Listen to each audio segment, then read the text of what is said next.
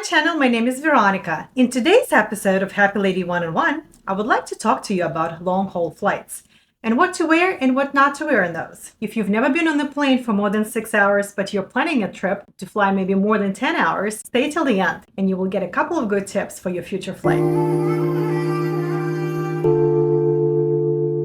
When you're dressing up for the plane ride, you have to consider a couple of factors. Number one, you have to consider airport security. Number two, you have to think about comfort and you being comfortable on the plane. And number three, you have to consider the weather conditions at the destination where you're flying to. The first item I would not recommend for anybody to wear, whether you're male or female, is jeans.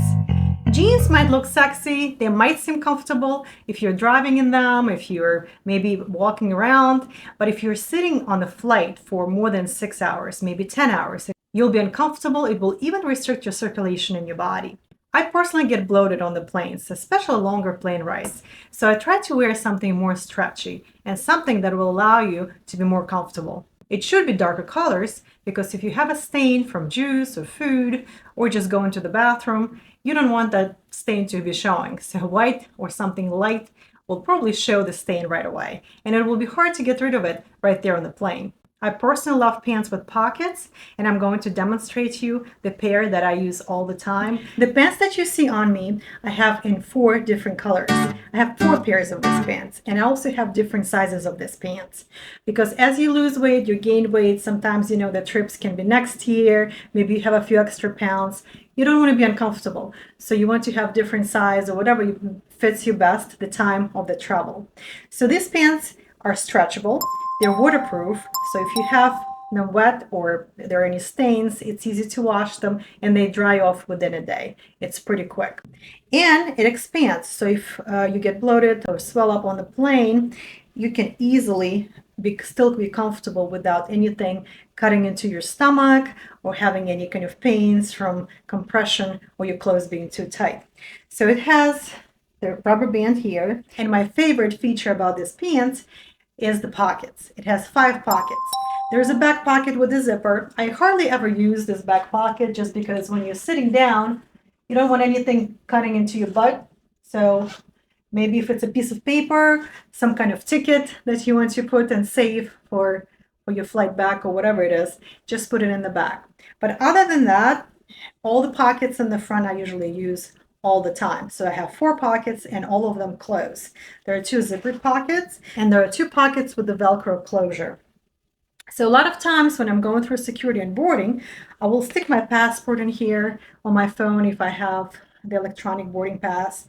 And it's always very convenient and in front of me. I don't have to dig into my bag, look for it, or if I don't have a fanny pack or the vest, I don't have anything on me. So this is an easy way just to stick your documents in one of these pockets.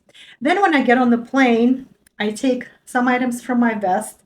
Maybe it's a chopstick, maybe it's my medication, maybe it's my glasses, my mask for the sleeping, or my mask for the face.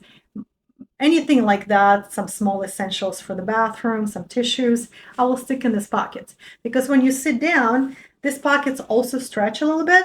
So they're really not in the way and they're really not cutting into your skin or into your body parts.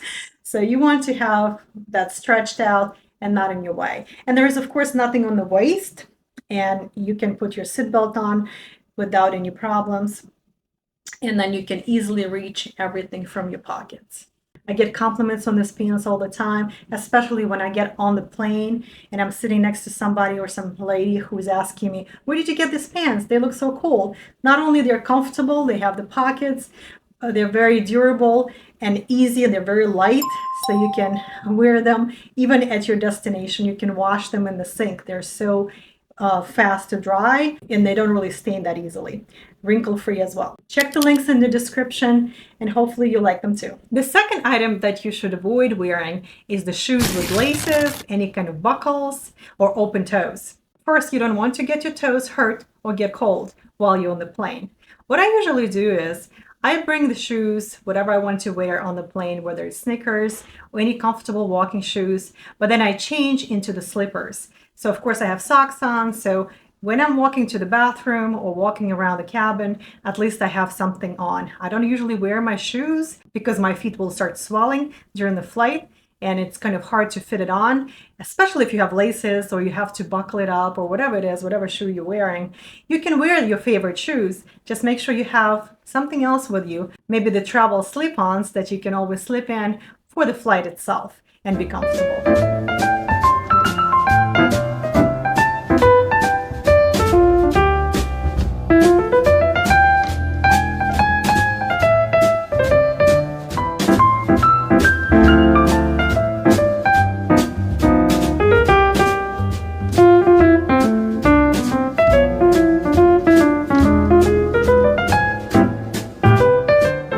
You probably don't want to wear flip-flops going through airport security. Yes, it's convenient if you have to take your shoes off, but it's not very convenient if you have to go from one terminal to another, you have to run or jog. A lot of times it's lines of people. So you want to be comfortable, but it has to be also practical. So you don't slip out of them, you don't lose your shoes, or don't hurt your feet. When I was on the planes previously, I saw some people just walking in their socks to the bathrooms, and especially kids, if they want to get up and walk around or run around, they wear usually no shoes. It's socks or bare feet. And to me, it's a little bit gross just because you know that the floors are dirty. You know people leave trash on the floors or in the bathrooms. There's a lot of urine and you don't know what else could be on those floors or leftover food.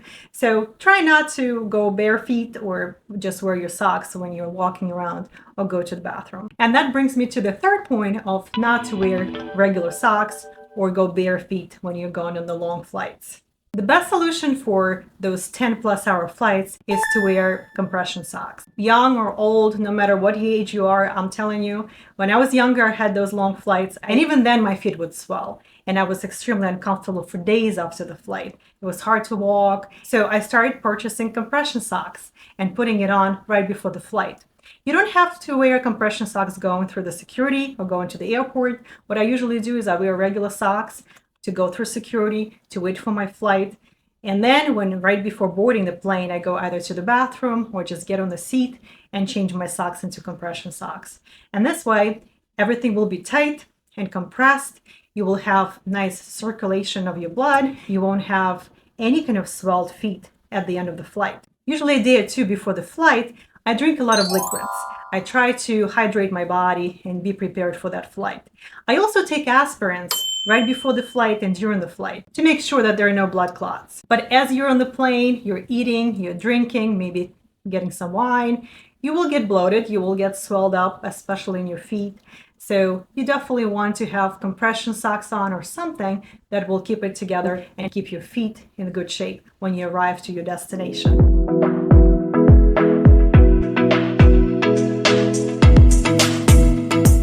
The fourth point is for the ladies. Don't wear the bra with the underwire. Wear a bralette or maybe a tank top, something that you will be comfortable in. So many times I made this mistake and wore a bra on the longer flights. I ended up putting a blanket on top of myself and unbuttoning my bra. It kind of works okay for the first couple of hours, maybe 5 hours you can tolerate it. But when you're on the longer flight, maybe 8 hours, 10 hours, and you're kind of dozing off and sleeping and watching movies and eating, your body is bloated and your body starts expanding and you don't want to have anything too tight on. So especially with the bra that has the wire underneath, it gets uncomfortable. So many times I had to undo my bra, sleep for a little bit, and then if I wanted to go to the bathroom, I had to put the bra kind of back on under the shirt. I was maneuvering and tying it back up so I can get up. It wasn't comfortable. It was just a mistake. Or this is actually the item you always forget or leave to the last minute.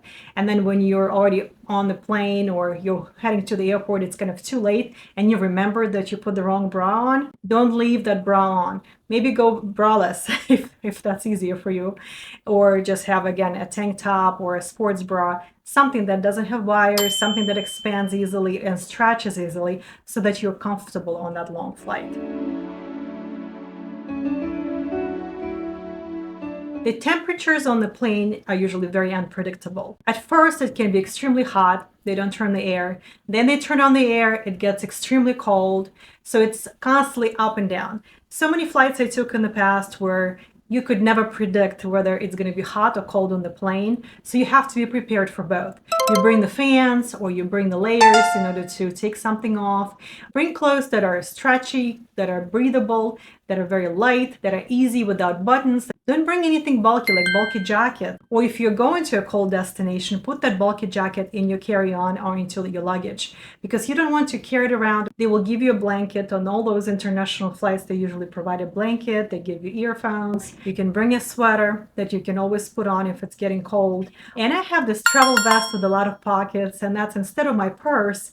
So if I have a carry-on and it's only one item that is allowed to carry on the plane, so I'll have my carry-on and I'll have a vest that is a replacement for my purse because it has all of my essentials for the long flight. So let's talk about the layers. Of course, the flight can be unpredictable. It can be hot, it can be cold. The temperatures will be changing all the time. So you want to be comfortable. So first of all, of course, I will put a t-shirt on underneath anything I'm wearing. And then I can have long sleeves or sweaters with me that I can put on later if I'm cold. In this case that I have on me right now is a vest. I don't like to bring my purses during my trips or my international flights, just because, first of all, you don't want to show off any brands when you're going to different countries. You don't want to attract attention. And they're not very practical because you cannot really fit a lot of essentials in those designer purses or bags that you like to carry, maybe if you live in the United States and Canada or somewhere else. So what I do is I pack all of my essentials in my vest right here. You might not want to put your wallet, your passport, or your phone in the vest or any larger bag that you carry on bag. So you can bring your fanny pack or you can bring a little wallet that goes like crossbody over for you so that you can easily reach to the bag and get your phone or get your passport, get your money or documents. And you can go through security easily with this. You can take it off, and mine doesn't have anything that will ring, so it's not metal, but I would still take it off going through security. And then once you're done, you're actually boarding the plane. You don't need any of those phone or wallets and things like that. You can take it off. So people at the airport will not count it as a personal item. And I love that because usually I'm always trying to pack light or pack as little as possible, but I always end up with more bags than I ever planned to bring with me. So I always need extra room for other things, for my clothes, for essentials and things like that. So I want to try to put on me as much as I can. If it's a colder weather, if you're flying in the winter time, you can put multiple pieces of clothing on you and nobody's going to ask you to take them off and weigh you because it's part of your wardrobe. So that will not count against you. And if you're worrying about the weight of your carry-on bags and things that you bring with you. So I took this off. I'm done with this. I put it in my carry-on bag that will go under my seat once I board the plane. So when I sit in my seat, I don't wear the vest. I usually take it off. I take a couple of essentials out of here like pills, maybe my headphones, maybe my sleeping mask or regular mask, maybe some essentials to go to the bathroom like hand sanitizer and things like that. And then I would put it in my pockets in my pants so they're on me, or put it in one of those pockets in front of you. So right now I'm putting the vest in my carry-on bag and I'm done with it when I'm on the plane. Me personally, I don't like hoodies for the planes because when you have that neck pillow, and you might have a different neck pillow. I have a couple of them. I have a few neck pillows that hold my neck when I'm sleeping on those long flights, and then my head doesn't fall. And then if you have the hoodie on, or the hood is in the way, or something is like standing up, like it's hard to put that neck pillow on you. And in this case, I try to have something that will be low enough where I can put the pillow around it and it's not going to be in the way. Because plus I have long hair, so long hair usually goes underneath it as well. If on the board of the plane, you're also using their headphones with the wire, you have the wire hanging, so it's a lot of stuff. So try to have something that will cover you up, keep you warm, but not going to be too bulky around your neck area or where you're going to sleep, and try to get comfortable with your pillow. In contrast, some people wear very skimpy clothes, whether it's leggings or see-through or very tight clothes. And just keep in mind that not only you're going to be bloated and swelled up during this trip on those long flights, it might be also inappropriate in some cultures, depending on what country you're flying to. And you also don't want to have something like this so close to your skin, because if there is an emergency situation on the plane, You want to have some clothes on, especially during the evacuation process. You don't want to be kind of undressed and be in those skimpy clothes. Make sure you have clothes and the layers that you can peel off if you need to.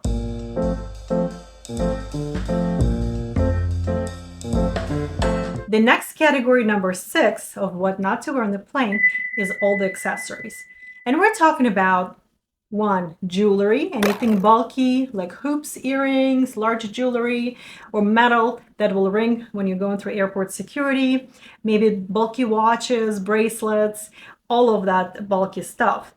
Probably it's better just to put it in your purse or put it in your carry-on bag so it's not in the way. It's not going to be making you uncomfortable and make the whole line wait for you to take your jewelry off or your watches, and you're going through the security multiple times. So take that jewelry off for the time being until maybe you land to the destination, then you can wear it again. Same goes for different hair clips like claw clips. Don't bring those big bulky hair accessories with you. Another item in this category is makeup. A lot of women like to wear their makeup on the planes, or they're trying to look nice if you're going on vacation. I would suggest not to wear makeup when you're boarding the plane because you're going to be sleeping. Plus, it might be hot, you will be sweaty. Your skin will need to be hydrated versus getting clogged up by all that heavy makeup. So try to just wear the moisturizer, bring some moisturizer for your hands, for your lips, like chapstick or anything like that. And then do the makeup when you arrive, or just do the makeup in the country when you get there, when you go through the security. This way you can be relaxed, you won't have a sweaty face, and you're not gonna have your makeup in the way of your comfort.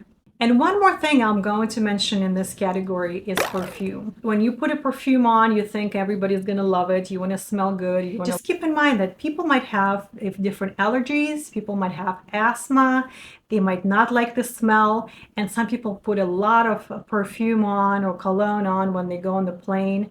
I was actually flying to Dubai last year, and I was sitting a couple of seats away from this gentleman who had so much cologne on that I couldn't breathe. It was so strong, and he was not even sitting next to me. There were a couple of people between me and him, and I could smell it, and it was just overwhelming. It was hard to breathe. It was just, I didn't like the smell too. So I had to put my face mask on in order not to smell him as much or be a little bit more comfortable. So please don't do it to other people. If you're trying to smell fresh, and that is really hard to do on the plane that is full of people, and maybe you're sweating, maybe it's hot on the plane, what I would suggest to do is you can use an odorless deodorant on the plane, or your regular deodorant, because they're not that strong of a smell, but they will mask any sweat or any kind of smell coming from you. Or they actually sell this chemical that you can put under your armpits, and it will last for 3 days, and you will not sweat at all for 3 days. I used it on some of my trips in the past, on some of my vacations, where it was super hot and you were sweating all the time. And when you're going on a long plane ride like this, maybe it's a 15-hour flight and it's a direct flight, so you don't have to get off the plane, but during that time you will be naturally sweaty, you will be naturally smelly too. So if you want to prevent that smell, don't just put the perfume is not going to fix it. It's going to make it worse, and it's not going to just make it worse for you, it's going to make it worse for everybody around you. One more item I would suggest for you not to bring on the plane or not to bring with you is a small purse. So if you're not allowed to bring multiple carry-on items, maybe there is a personal item, maybe there is a carry-on bag, the 2 items that are allowed on the plane. Sometimes women bring just those small little purses. I would rather bring more bags, carry-on bags, maybe a backpack as a personal item, and then a wheeled carry-on as a second item. This way I can put more things in it and bring more things with me. Because then you can stuff your things, your sweater in it, you can put different essentials, you can put your computer in there, your headphones, whatever else you're carrying. But make sure that the bag has a zipper. The bag I was telling you about, this is my personal item. I also have a carry-on on the wheels that I usually bring with me. Sometimes certain airlines charge you for the carry-on bags, and you have to pay extra if you wanted to bring something on wheels. personal item is not considered a carry-on, or at times they will tell you if they allow a personal item or not. Again, check with your airlines what size and what weight they allow as your carry-on on the plane. So this is my carry-on. I can easily put it on top of my other carry-on bag. I don't have to carry it on me, but if I have to, it has a strap and I can put it on my shoulder. A lot of times there's a restriction on the weight of your carry-on bag and the personal item. So you have to check and you have to be careful. And this bag is not the lightest I could bring, but it's very durable. It's easy to slide it under the seat in front of you. It's not going to overcrowd that spot where you have your feet and your legs in. And the best part of it is it zips. So you don't have to worry about anything falling out of your purse, out of your bag, or you're losing anything. You can pretty much pack everything in this bag, zip it up, put it under your feet, and all of your essentials, all of your money and your phone, your clothes, maybe your vest with all the essentials can fit in there. Thank you for watching my video. I hope some of this information was useful and you can use some of my tips on your next flight. Please don't forget to like this video, subscribe to my channel, leave comments or questions below, and I'll see you soon.